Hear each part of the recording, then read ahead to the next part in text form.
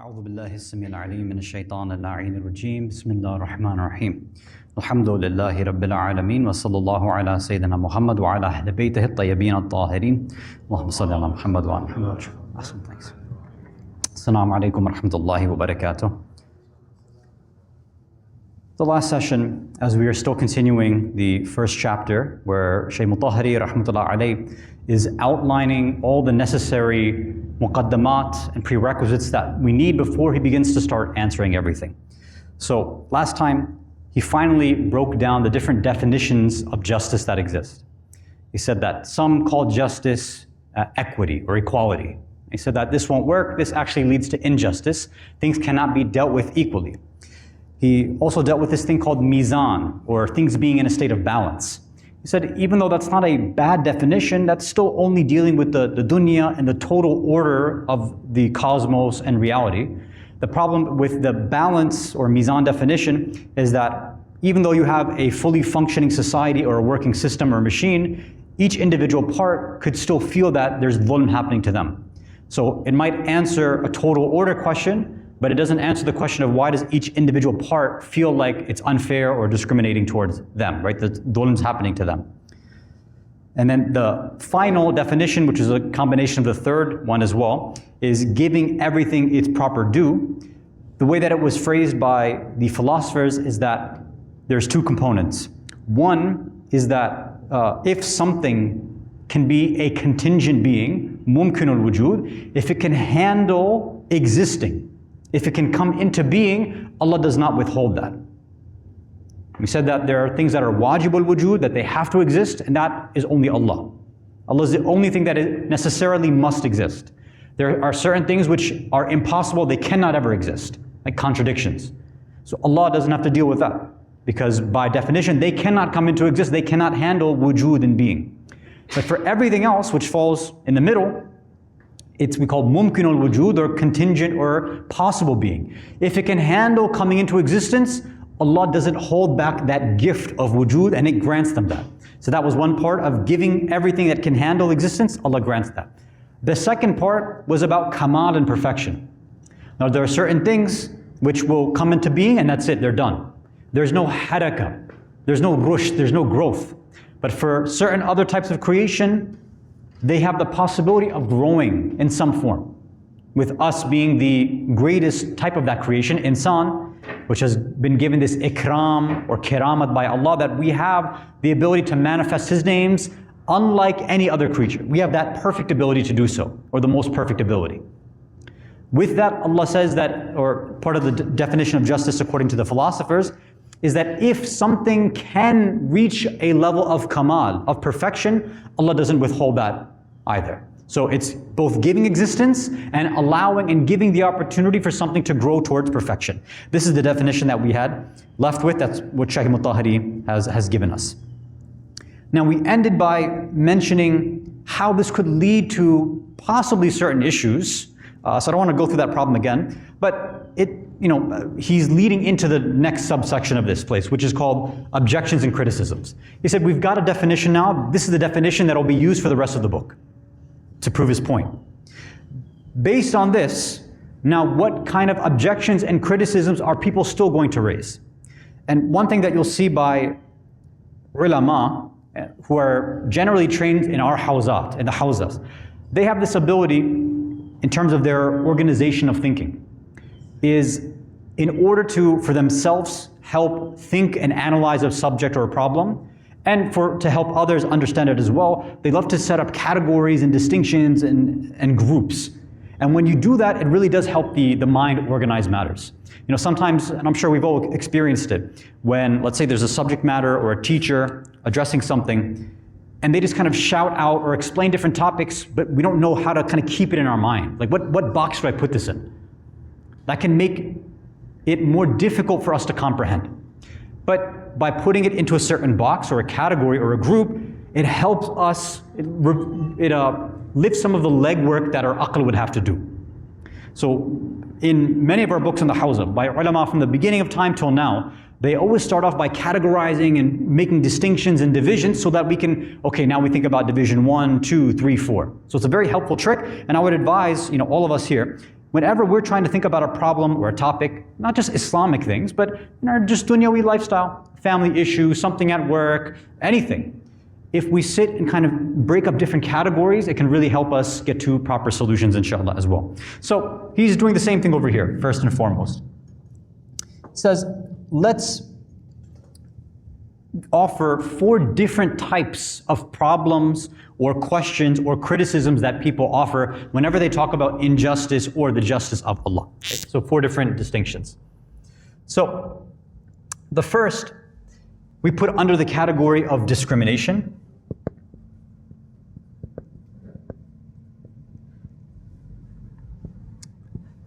The second category has to do with death.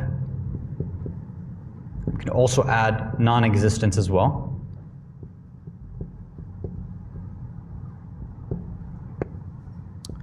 The third has to do with imperfection, and we'll explain all these inshallah. And the fourth category or type of question has to do with evil. Evil, and we can also add bala or tragedies as well. So these are the 4 categories. Any question, any problem, any objection somebody will have, whether us as lay people, whether it's the ulama, whether it's some academic, whether it's an atheist, anybody, they'll phrase questions and objections in different ways, but you can put it in one of these categories nearly every time. So let's give some examples. So the first one about discrimination. This is probably one of the more popular ones, right? So people have been created in different qaba'il and shu'ub, as the Quran says, meaning we have different races, right? Different colors, different ethnicities. Why did Allah make all these differences? Another way to look at it is we have certain things which seem like they're ugly and certain things which are beautiful. Why is there a difference in that? Why do some things get this quality of jamal and beautiful and beauty, and some things are not so pleasing to look at, right? Whether we're talking about humans or animals or things in nature, there's obviously beautiful things in nature that I'm sure we can all witness and it has an effect on our soul. But there are other things we see which clearly it doesn't have a positive effect. So why both of these? Or a bigger one that's asked is, why all these different species in the first place?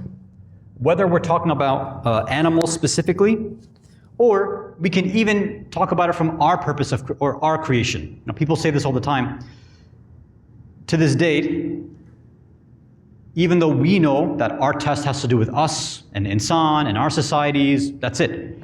But Allah, you've addressed jinn in the Quran. Why did you make them? Why did you mention them if we're not even supposed to bother with them? Why were they created in the first place? وَمَا خَلَقْتُ الْجِنَّ وَالْإِنسِ إِلَّا لِيَعْبُدُونَ. Okay, Allah, you told us that the only reason that both us, insan, and jinn have been created is for ibadah, to worship you, fine. But we are not supposed to have anything to do with them, really. Right? We don't bother with them, but you've mentioned them.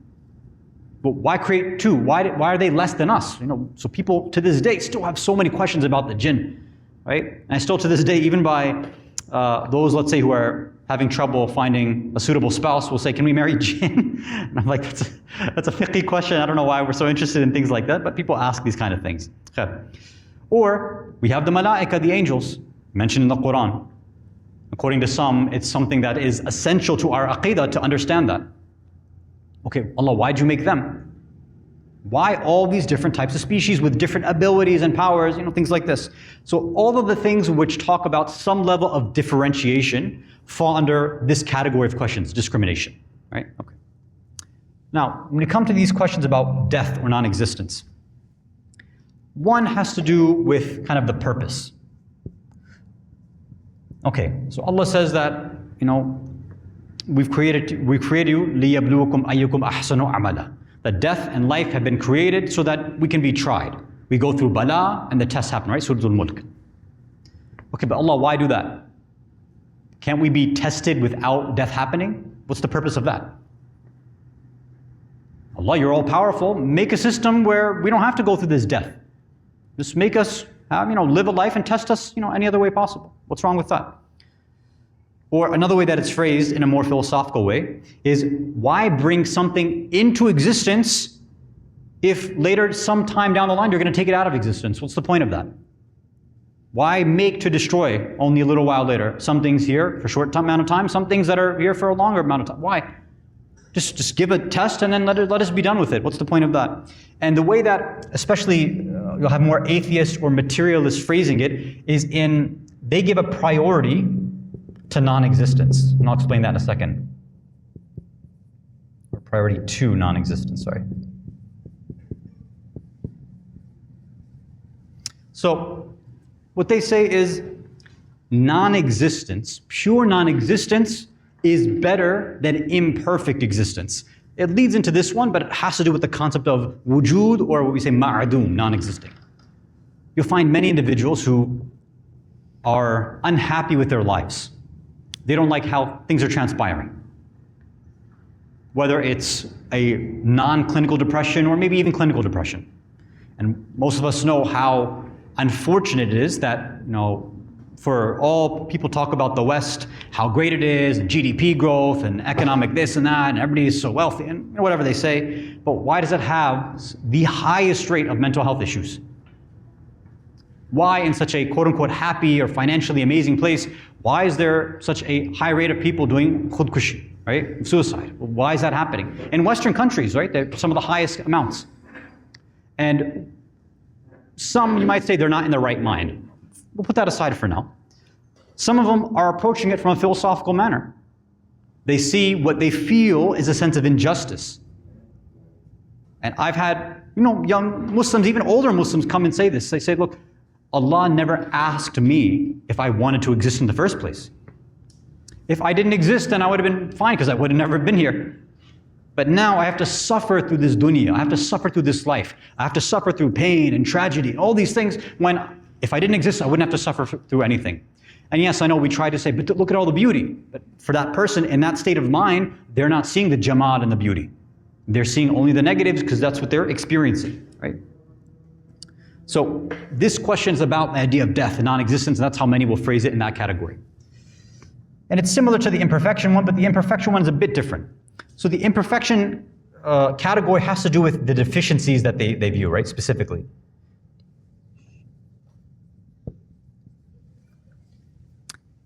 So there are many deficiencies that we witness and we deal with all the time. So jahl, right, we deal with ignorance. So Allah, why bother? If we're supposed to use ilm and knowledge, if we're supposed to have a strong aql to understand you, to believe in your existence, to believe in your prophets, to believe in the books you've sent, the Quran, like all of this, then why does jahl even exist? Why ignorance? If that's going to take somebody away from you. How does that make sense? How is that just?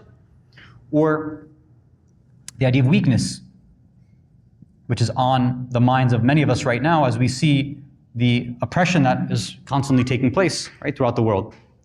Allah, why from innocent people you're taking away their ability to stand up and defend themselves?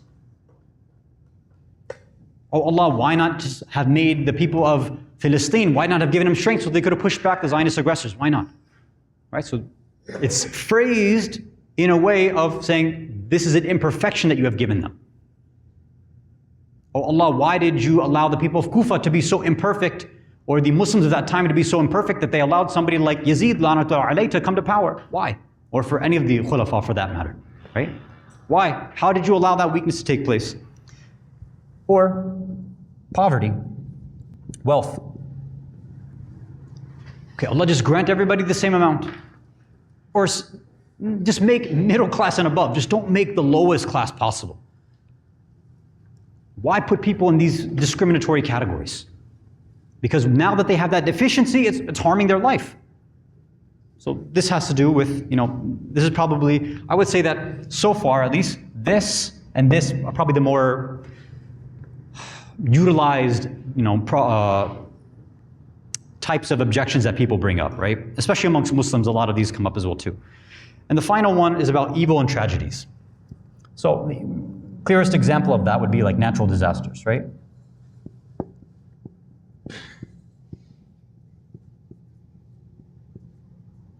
Okay, Allah, we understand that there's cause and effect, and there's beauty, and there's a certain system that works, but why hurricanes and tsunamis and earthquakes and tornadoes that just wipe out every single person, whether they're innocent or otherwise? Such a, the same way when we describe called weapons of mass destruction, right? There's no rhyme or reason. These weapons don't discriminate. Everyone is unfortunately taken out by these kind of things. And this is one of the reasons why our ulama say it's haram to build weapons like this. Right? It's always been like that, although the West feels otherwise for some reason. But this has always been the fatwa from our maraja, right? You can't build nuclear weapons and things like this because they don't discriminate, because of the mass destruction that it causes. So, okay, the phrasing of some individuals is that, well, natural disasters are almost like God's weapons of mass destruction. Look at how they affect people. And especially when you tie these two together, there are weak, impoverished people. They're the ones who are affected by this more so than anybody else. Okay, in a quote-unquote developed country or a Western country, they go through a hurricane or an earthquake, maybe they can rebuild or they have some safety measure in place, maybe. When this happens in Eastern countries or third world countries, I don't like using those terms, but just so that we're on the same page. Well, they don't have the ability, they don't have the financial capability. Everybody else has to come to their aid. They're already living in abject poverty, and now a natural disaster that Allah, you're saying you've created yourself, you're wiping all this out. How is that just? How is that fair? Or another example.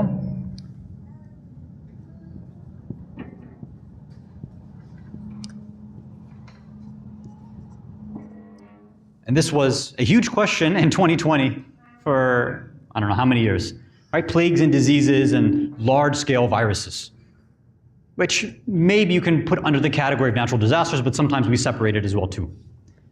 That it's such a large scale. Allah, you've created our body. Why not have given us an immune system to take care of this? Why create this system which is just going to take out multiple individuals, whole societies, especially in the past? I mean, COVID is something that we have experienced, but societies in the past, due to lack of hygiene and lack of medical progress, these were norms where small, simple diseases would come in and just wipe out whole towns and villages and nearly half of the populations, things like the Black Plague, Black Death, things like this. Yes, alhamdulillah, with certain advancements, now it's not the case, but even with all that advancement, you see how something like COVID completely changed the nature of society. To this day, people are still affected by that. There are people who maybe only had it once in the beginning, and they still haven't lost the effects of that, whether it's taste or their ability to breathe, whatever it happens to be, right? So these are issues that people come up with. Now, another point that he brings up is, what is the result of these doubts? These types of questions, whatever category we talk about. What can happen when these doubts sit in somebody's mind? Now, for an atheist, that's one thing. But for a believer, Christian, Jew, Muslim, or any other religious believer, what kind of effect is that going to have on them? Well, think about it in an analogy. Let's say somebody introduces you to some master architect or like a home builder and designer. Right? They're just famous that they build and design the greatest homes possible. And now you say, okay, I want to be able to see an example of one. So I say, okay, we can take you on one of their latest projects, a mansion that they've built. We'll show you their craftsmanship and what they design. Okay, so we go inside.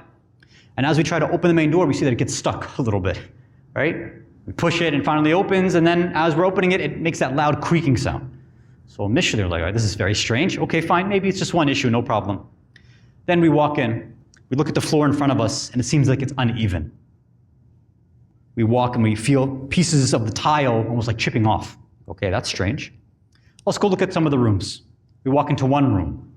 We see that the paint is uneven, discolored in some areas. There's holes in the wall. Parts of it don't even seem like they're complete. Now, even if there are other rooms that seem beautiful and seem complete, when we walk out of there, we're all going to have the same sort of idea that something's not adding up over here. Now, the result of that and our response and reaction is going to be varied. Some individuals just might say, you know what? In the most extreme matter, they'll say, I can't rely on somebody like that. So if I want to get a house built, I'm not going to use that individual. I'm not going to rely on that. I'll have to go somewhere else. Some might say, you know what? Okay, fine. There seems to be some use. I'll use that individual. But you know what? Because of all the problems that I saw, I'm going to scrutinize and question every little decision that they make. Whatever they design in a blueprint, I want to double check everything, triple check it. Whenever they finish an area or they're somewhere maybe halfway, I'm going to go and double check what they've done over there too. In other words,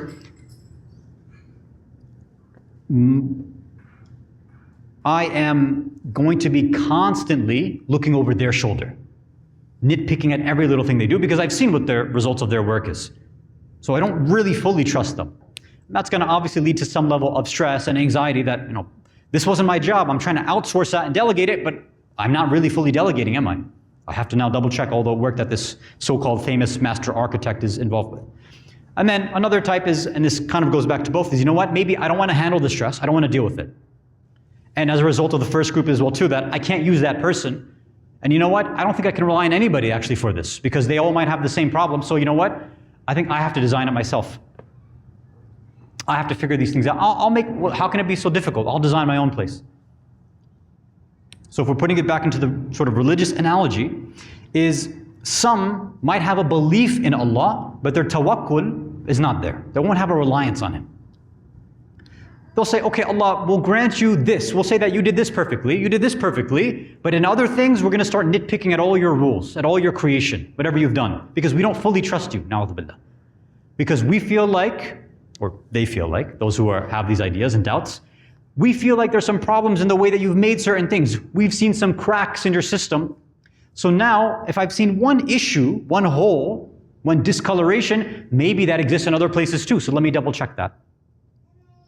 That might be somebody else. And what we now see in this kind of postmodern world is because of all the unfairness, the imperfections, the deficiencies, I don't want to rely on God. As we said, I think 1 or 2 sessions ago, that most, if not all atheists,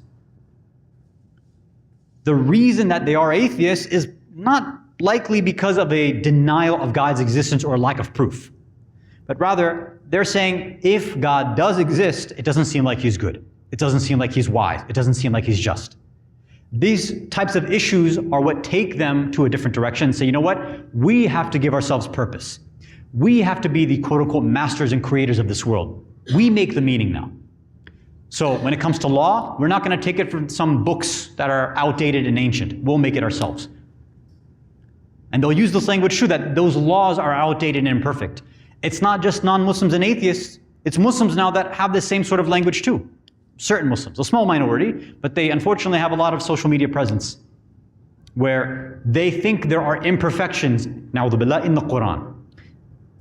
Which if they're saying that there's imperfections, or the Quran is not meant for all time, in essence what they're saying is that, the Quran is either imperfect, meaning it's deficient, or they discriminated in the Quran as only being for that time, it's not for anybody else.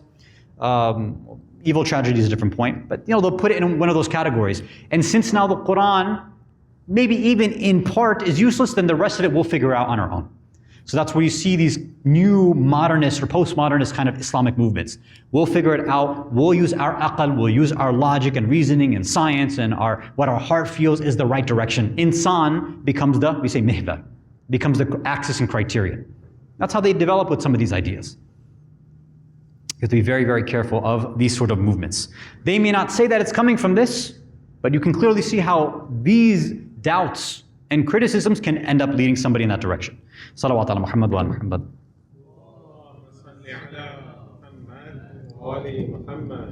Now, before Shaykh Mutahhari, again, we are going to get into the answers for these. And there are some other objections and things he wants to lay out. He says, there have been attempts at answering these. We also need to address that too. Others throughout history have tried to solve these problems. Of course, the whole point is that he's saying they're all deficient. Any other way, even as we've said, we've outlined the way that other Muslims have tried through their kalam and their theology and how it's deficient and insufficient. He says there are other ways that specifically for these issues they've tried to come up with a new framework and a new answer. So he wants to go through a bunch of different ways that they've tried to answer that. But he says there's some other questions. Now, it's not exactly related to this, so I'm not going to put it as part of this subsection. But he said that there's 2 other major issues that he wants to go through first. And the first is this. Now, let's remind ourselves, what are the usul ad-din? We as followers of Ahlul Bayt, what do we say are the usul ad-din? Tawheed, and then adal and adala, and then nabuwa and ma'ad or qiyamat, right? Or imamat and then ma'ad and qiyamat, right? We have some half Shias in here. Let's skip some. Alhamdulillah. Okay. So, next question that he brings up is, why is justice a part of our usul ad-din? For us and the Mu'tazilis, right? They both kept it as part of their usul ad-din. It's like, well, what's the point of this? And I'll put it down there later, right? So, the reason he's asking it is because other scholars and other people, and even we might object. Like, okay, we were making a case a few sessions ago as well that you won't see this framework that we have right now in our riwayat. As far as I've seen, as far as our teachers have mentioned to us. That it's been told to us that it's tawheed, nubuwa, and ma'ad. The three, asl. And it's not really meant in that specific way, but those are the general principles that a person would need. Where did adal and adala come from, and then imama as well, and we'll kind of get to that one, although it's not the main subject, but where do these additions come from? The short answer is our ulama. But is it for no reason? There has to be a reason. And if people are going to object to us, whether they're Sunnis or whether they're non-Muslims, like, okay, why is it different for you? Why can't you Muslims just even agree upon your basic principles? If you ask an average Sunni, what are your principles of deen, your arkan, your pillars, they don't have the same ideas as us. There's a differentiation, right? So some approach it from the idea of, well, it's a sifa. Oh, this one's dead.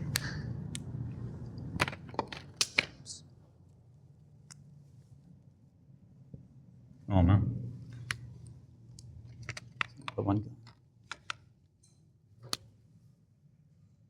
There we go. I say it's sifa. It's a name. It's an attribute of Allah. That's why we're putting it as part of our usul ad-din. Now, there's a very easy response to this. What would be the issue in using this as a response of why we are considering Allah's adal as part of the usul ad-din? Why isn't this a fair answer?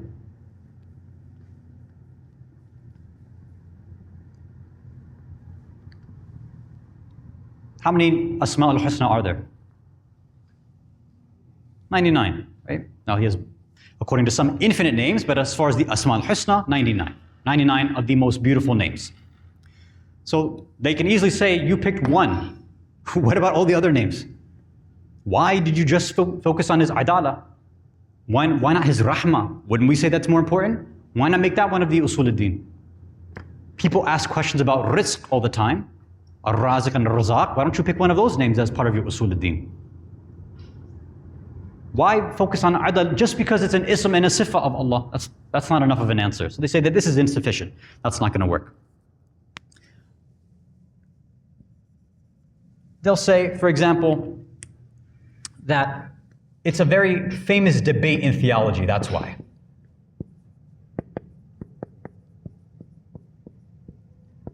They say, well, no, it's because the ulama, they were debating it so heavily, that's why it must have been inserted. Is that the only thing ulama debate and discuss all the time? And they say, even quote-unquote essential ideas.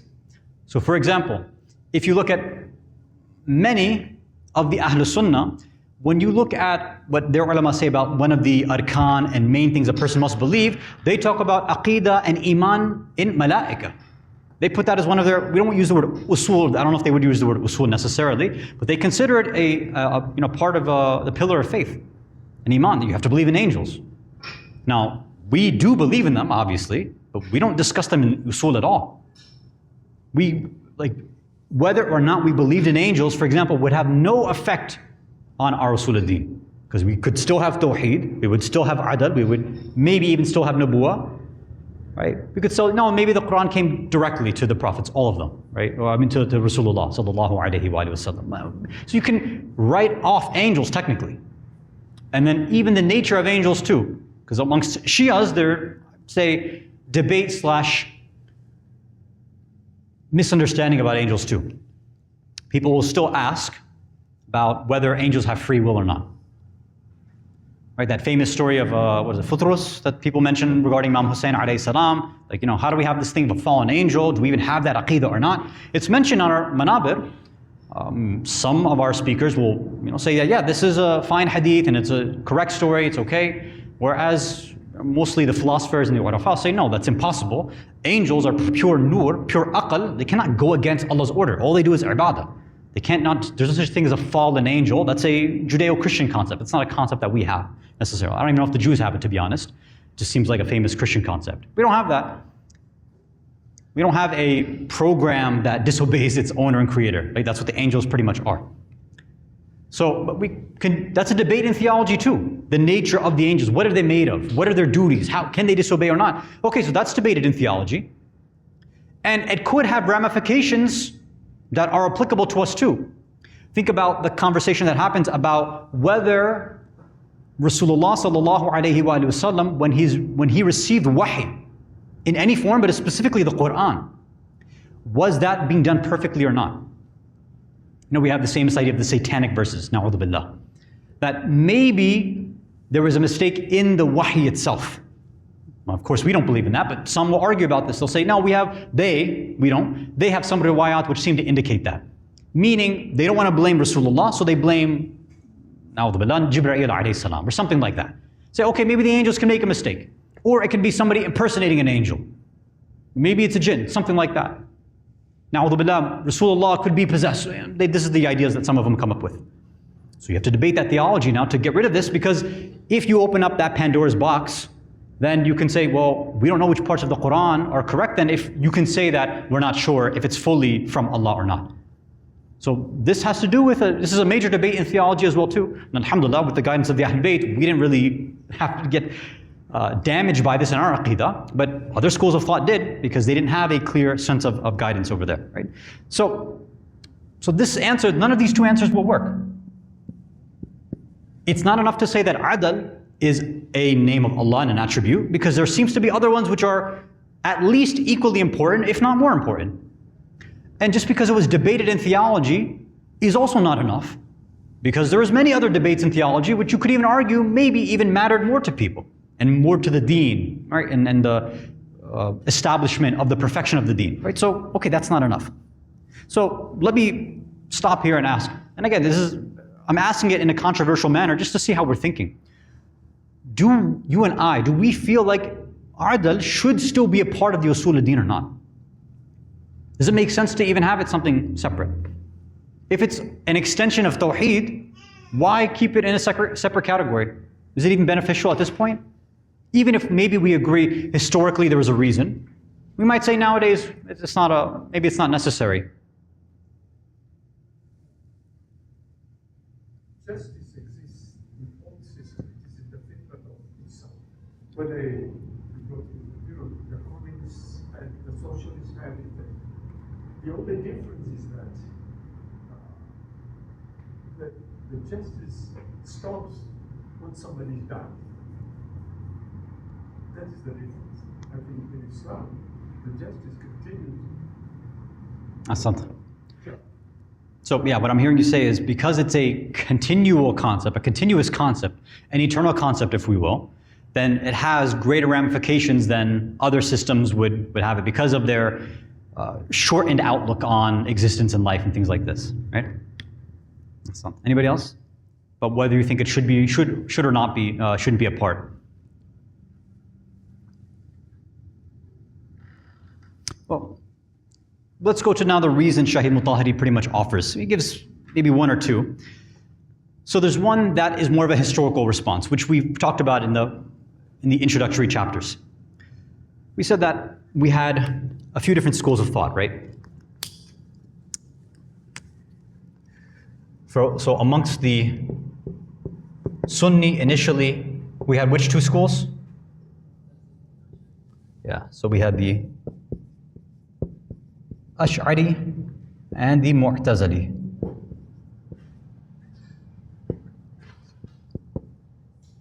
Or the Ash'ariyya, Mu'taziliyya.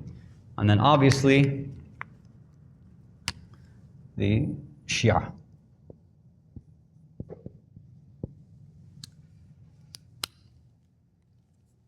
Now, the deeper historical reason, he doesn't go into details, but basically saying simple. In order for there to be a demarcating line of who is who, If we're going to separate individuals, in order to separate this group from that group, this is where the concept of justice comes in now.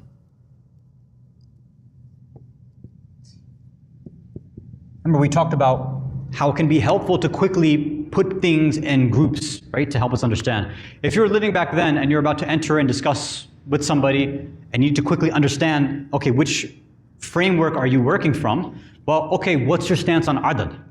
If, let's say, they don't want to say out loud, I mean, back then, saying you're Sunni, it doesn't really have a meaning like that, but in order to quickly show a mark or an identification, a marker, we believe in justice. So then a person says, they're definitely not Ash'ari then, that's impossible. Because somebody who includes adl as a main asl and principle of the deen cannot be from amongst the Ash'aris for the reasons that we had previously mentioned. That's why now it became another asl for these two groups. And then they said, well, there's a third marker as well too, or a second marker. That, okay, we all agree on tawheed, but only these two groups agree on justice. But in order to further differentiate, then one other thing had to be added as well too, which was what? In order to differentiate us from the Mu'tazilis. In terms of our usul. Imama, right?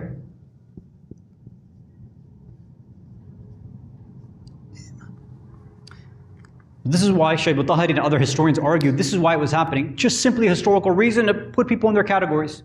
It's an easy identification marker. Hey, what are your basic principles? It's tawheed. That's our main thing. Okay, this person's probably an Ash'ari. Oh, my principle is justice. Okay, this person's either Mu'tazili or Shi'i. Well, we believe in imama as well. Okay, only a Shi'a at this point. Now, if we wanted to continue down, then we just set up, okay, how many imams and what do you think about the imams? Then we can start branching out. And then you see how divisions or sects or madahib start to form based on a certain thing that branches out in terms of their aqidah and their ideas, right? Although, this is pretty much the stopping point. Because tawheed and ma'ad, everybody's agreeing upon. So what happens in the middle of that, that's where now distinct schools of thought start to emerge. But once you have those basic ideas, welcome to Islam, you're a Muslim now. And that's, for most of us, that's enough. Or at least for our fuqaha, for our scholars, that's enough, you're a Muslim. All the little details, meaning even if you think an angel doesn't have free will, or if you believe an angel does have free will, you're still part of Islam. You might, for example, still be an Ash'ari or a Mu'tazili or a Shi'i. It won't make a huge difference. And there's a secondary debate that our ulama have, which is not a part of this conversation, but just so we know, there is something called dhururiyatud din, the necessities of deen, which are a bit different than the usul, which have to do with, I'll give an example. It's debated. I'm not saying that there's a definite answer.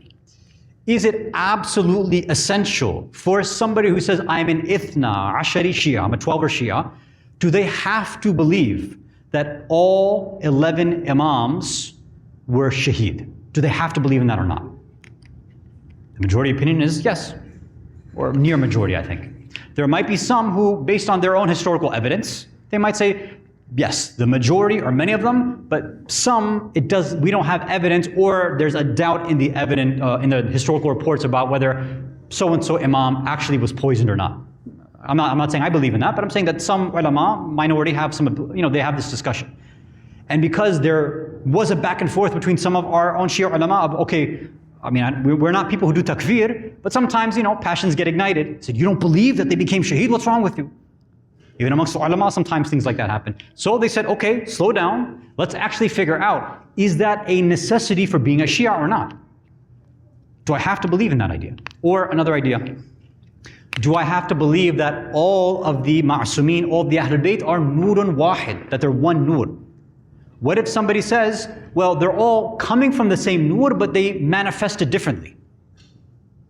Right? The famous conversation we have, if you take one imam and put him in the place of Imam Hussein alayhi salam, would they have done the same thing? And the easy answer is, based on what the majority of us believe, is it's one nur. They're all acting differently based on different circumstances. That's it. So based on those different circumstances, that's why they did something different. Others say, no, each imam had a slight different personality. And again, that's also a minority opinion as well too. Now, having these small distinctions and nuances, does that take you out of being a Shia? No. Now, many of us, because we've grown up hearing the majority, yarhamukumullah, because we've grown up hearing the majority mainstream opinion, it sounds strange to us. No, that's okay, it can sound strange. But we should know that, look, our ulama debate many things. It doesn't really affect us in our day-to-day life. That's why it's kind of ignored. We don't have to bother. But these things, if you open up a book on aqidah and aqaid, the more in-depth ones, not the simple ones that we use for our Sunday schools and things like that, but the more in-depth books, they will discuss each and every issue like this. So what some of our ulama say is, when we talk about the idea of taqleed, so we have two different ways of describing taqleed. I'm going to take a short digression on this topic as well, because I think it's important. Is taqleed wajib or not? No? You're saying no. Why is it not wajib?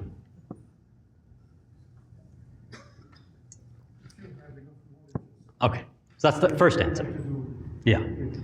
So if somebody's already a mujtahid, or they want to do ihtiyat, which is incredibly difficult, then they don't need to. Let's say I haven't studied that much. I don't want to do ihtiyat, which would require a lot more study actually. So now I don't have the knowledge. Is taqleed wajib at that point? No, this is a Sunday school question at this point. Yeah, it's wajib. I have to find a scholar that's going to show me what Allah wants. Okay, it wasn't meant to be a trick question there. Now here comes the trick question part of it. Can I do taqleed to what a teacher or my parents tell me about the deen? If they're expert in that field. If they're an expert. In that field. So if... Like for example. Yeah, go ahead. I want to do something about investment. Okay. And what mujtahid may not be an expert in that field. So I can go to another mujtahid. Similarly, if I happen to be, a scholar, an Islamic scholar, I can not be jack of all trades. There's some field for which I may not have that expertise. So what about something like, just generally when we teach our kids Islam, we tell our kids, right, Allah ek, believe in one Allah, 124,000 prophets, 12 imams, here are their names in order. That's taqleed pretty much, right? That our kids, and we did the same thing for our parents, we're just believing what they said. Is that sort of taqleed wajib?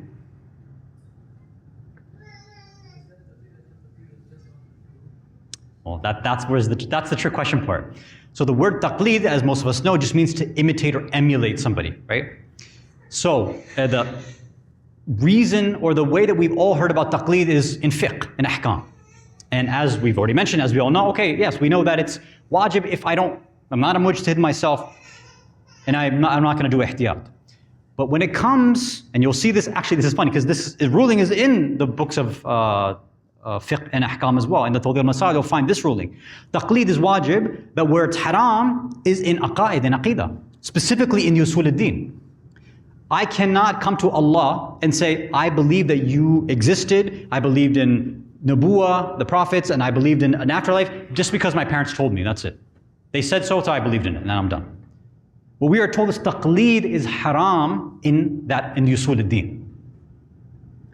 Other faiths and religions don't really have concepts like this. They might say, look, whether you're born this way or you're told you're going to be saved, that's it. For us, especially as followers of the Ahlul Bayt, we're told your aql is what's going to be judged as a criterion. You're going to be held accountable for that. If you come to Allah, because the whole concept of the Quran that's coming out is people kept just doing taqleed over and over again in these matters to their forefathers and their ancestors and their culture. Allah is saying, I want you to get rid of that idea. You need to come to this understanding yourself. Whether it's through very simple proofs, that's okay. Or you want to become a philosopher, that's also okay too. But you have to have that yaqeen and itminan yourself. Now, you can also get around this by saying, look, I trust my parents and what they say, and I believe not just because they said, but because I understand the proofs that they've offered. Okay, that's different now. Because the taqleed is technically in the proofs, not in the person. That's the distinction. Now, the other part that I wanted to offer as well too is about the other points of aqidah that we had just been discussing. About, did all the imams become shaheed or not? Do the angels have free will or not? Most of us don't realize, but that's points of aqidah that we should know. Many people just kind of make their own conclusions, or they might ask here and there. But there is a discussion amongst our scholars is, okay, how am I going to figure out that answer? So some of our ulama say, well, your taqleed, you should not have stopped it.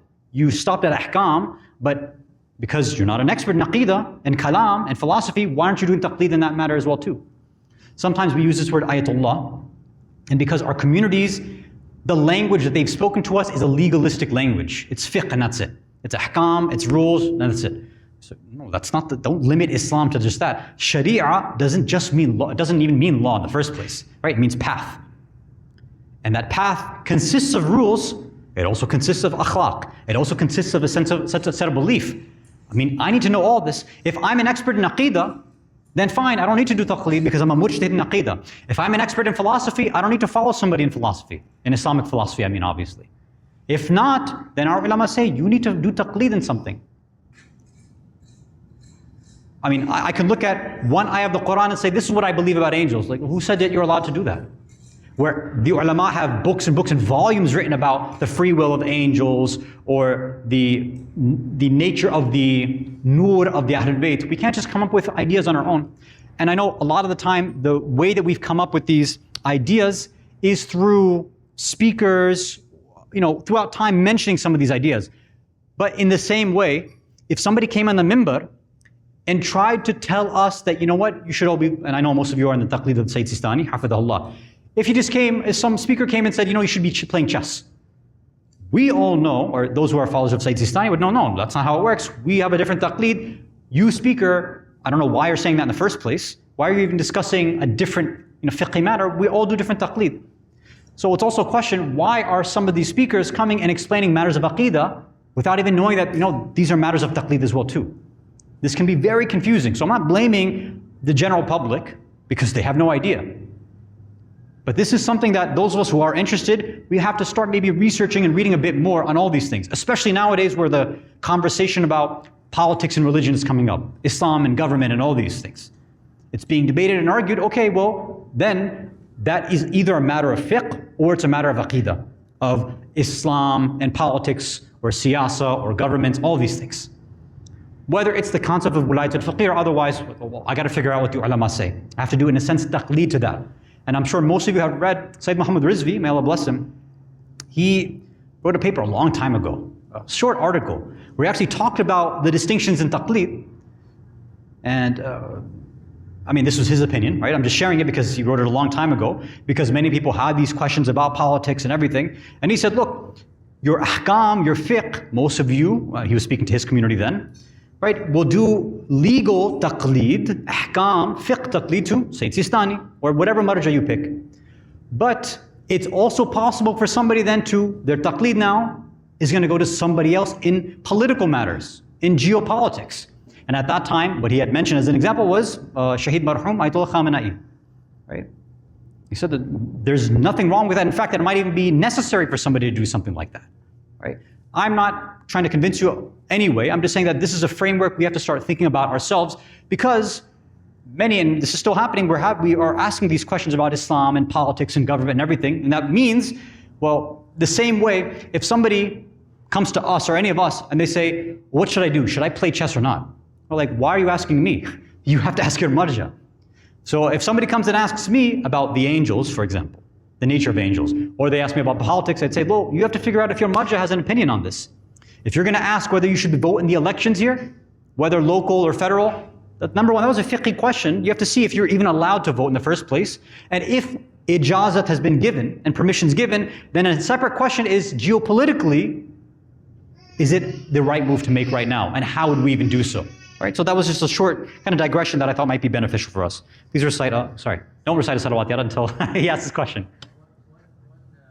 So there's infinite number of sciences and knowledge and all of these. If we were to look at each one, right, and kind of identify like who we're going to be doing the lead of, or do the extra research on and all of that, and then we stuck in an endless loop where we never get to any sort of, not on anything. Circles in some way. So like, how do we identify like which areas we need to go into? I don't think that it doesn't apply to, like, for example, let's say, basic example of what all the imams should eat, right?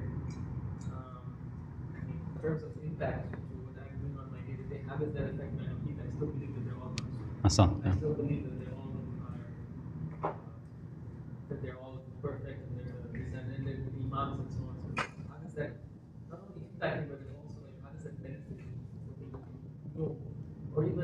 angels, for example, if they are like have free will or not, not in direct contact with angels. No, that's a valid, concerning question. And that within that question, also the answer that we're trying to get to all this is also there too. We said that one of the answers for this was it was a historical thing just to make marks and distinguishing groups. The other answer that Shaykh Mutahhari offers is the reason why adl is part of our Usul ad-Din is because it's not just restricted to ulama and PhDs in Islamic studies. This is something that affects each and every one of us. It's not a concept that just goes away.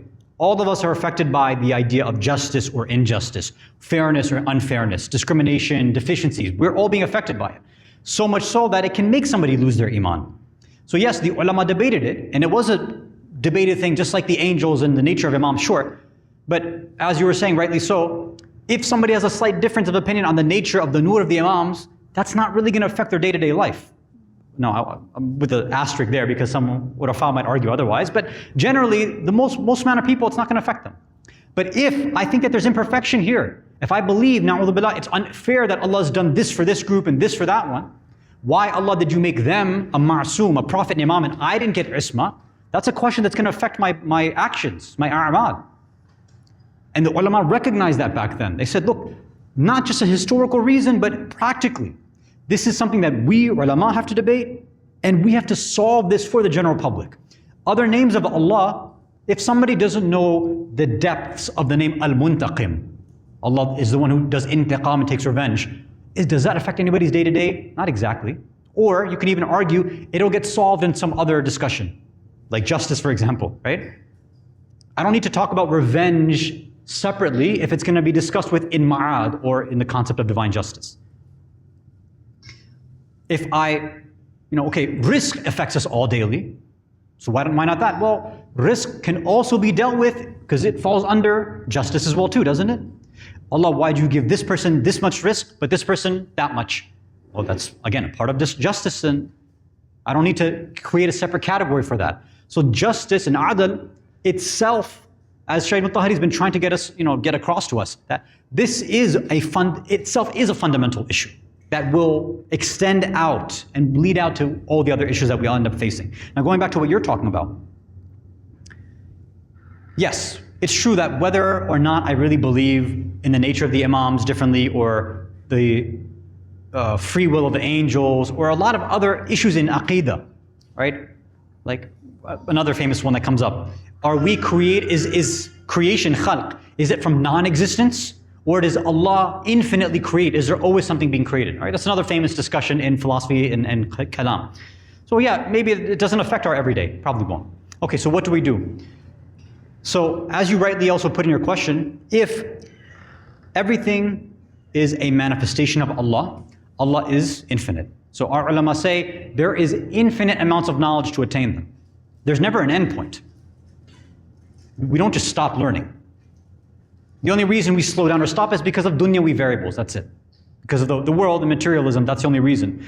Otherwise, ideally, with no blocks and obstacles and barriers, we would just be getting more ilm, improving our aql. That's what we should hopefully all want to do. But not everything has an immediate beneficial effect on the growth, my rush, my tazkiyat an-nafs either, right? Okay. So that's why typically they say, number one is you set up your bunyad and your basics, which is ahkam. That's one of the reasons why that's one of the first things that are discussed. I'm not saying it should or should not be, but that's why many make the case, give people the rules first, right? You want to play a sport, play a board game, whatever. Okay, well, learn the rules, and then we can talk about techniques and things like that afterwards, or all the subtleties and nuances, or the history of why the game was started. Okay, fine, I can play soccer. I don't need to know who created it. It doesn't really matter necessarily. Just tell me the rules. That's the bare minimum I require. The other way doesn't work. If I know the history, if I know all these special techniques, that's great, but I could still be breaking the rules of soccer, which would cause a problem, then I wouldn't be playing properly. So, in the same way, because to pick a marja, which is, again, another deeper conversation, most of us just kind of are following, again, either our parents or society or community. We'll put that aside for now. But if we were trying to figure out how would I, quote unquote, either pick a marja or ayatollah for taqleed in these matters of aqidah or something else, the idea is, okay, let me start by going by number one, what is actually accessible to me? if I wanted to figure out some high-level concept in philosophy, well, we don't really have too many concepts or books in English translated from Arabic or Farsi. And secondarily, philosophical discussions may or may not, in the highest level of it, may or may not be that practical. Right? That's debatable, but it may not be that practical for me. So, which things are immediately actionable and beneficial? And then again, have that accessibility. That's going to be the first. Since I have zero to start with, let's say I have no information besides what I've already been told, and I don't know where they're coming from, you can do kind of intellectual ihtiyat, which is the same way we would do it in fiqh. If I don't know the ruling on a matter, but I generally have a marja, then what we're told to do is ihtiyat.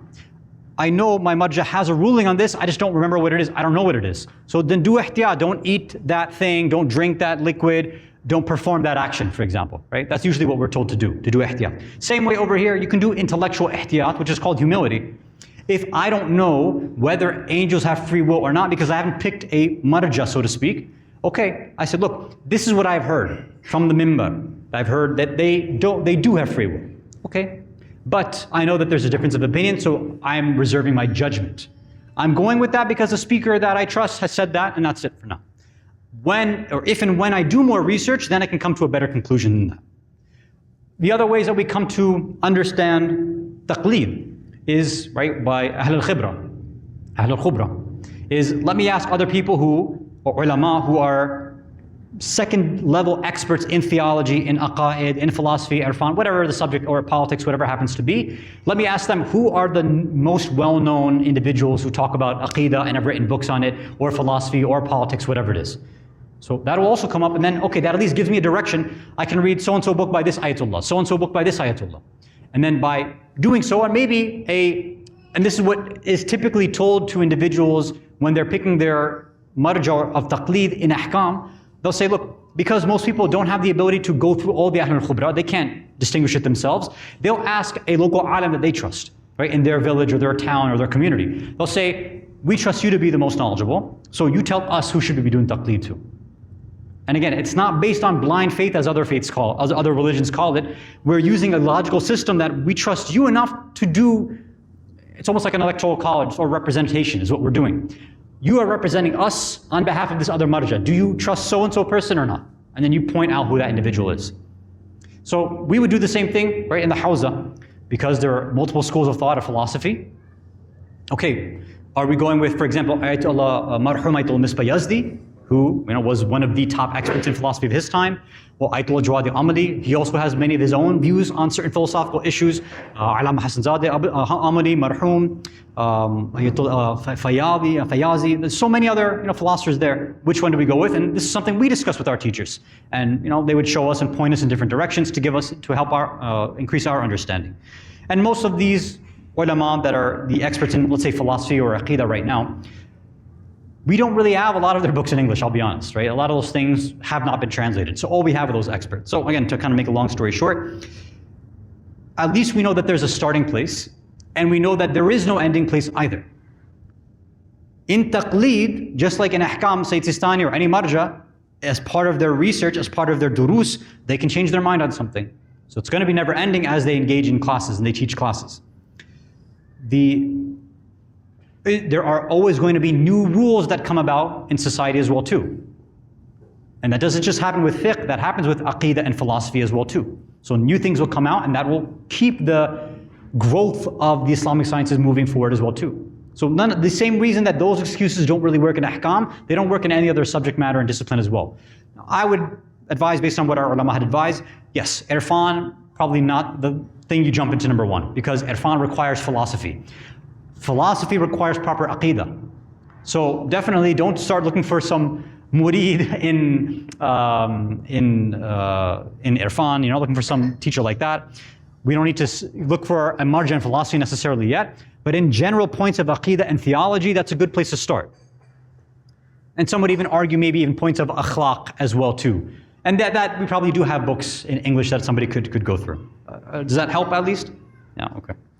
I think we're almost out of time. Any other final questions about this or anything related?